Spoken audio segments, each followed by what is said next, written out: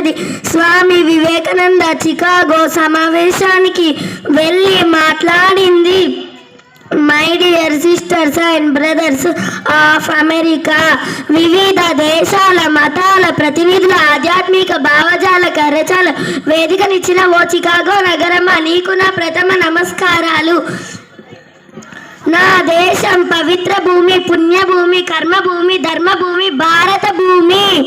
ఓ పక్క పరమతాస్తులు మా ఆలయాలను కొల్లగొడుతుంటే ఒక చేతితో క్షమించి మరో చేతితో హక్కున చేర్చుకున్న సహనశీల దేశం నాది అని తెలియజేయడానికి గర్విస్తున్నాను. తండ్రి మాట కోసం సమస్త రాజ్యాన్ని 14 ఏళ్ళు అడవుల పాలైన శ్రీరాముని కన్నా ధార్మిక దేశం నాది అని తెలియజేయడానికి గర్విస్తున్నాను. సత్యవాకుకు కట్టుబడి కాటి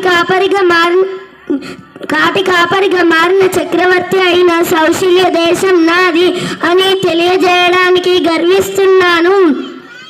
నా దేశం గురించి, నా హైందవ ధర్మం గురించి ఏమని చెప్పను, ఎంతని చెప్పను.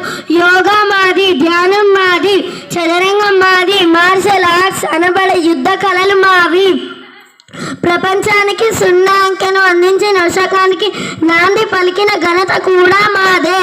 ప్రపంచంలో మొదటిసారిగా 20 శతాబ్దాలకు పూర్వమే మొట్టమొదట శస్త్రచికిత్స చేసిన సుశ్రుతుడు మావాడే. రైట్స్ బ్రదర్స్ కన్నా పూర్వమే పుష్పక విమానాన్ని ప్రతిపాదించిన భరద్వాజ మహర్షి మావాడే. న్యూటన్ కన్నా పూర్వమే గురుత్వాకర్షణ సిద్ధాంతాన్ని ప్రతిపాదించిన బ్రహ్మయుక్తుడు మావాడే.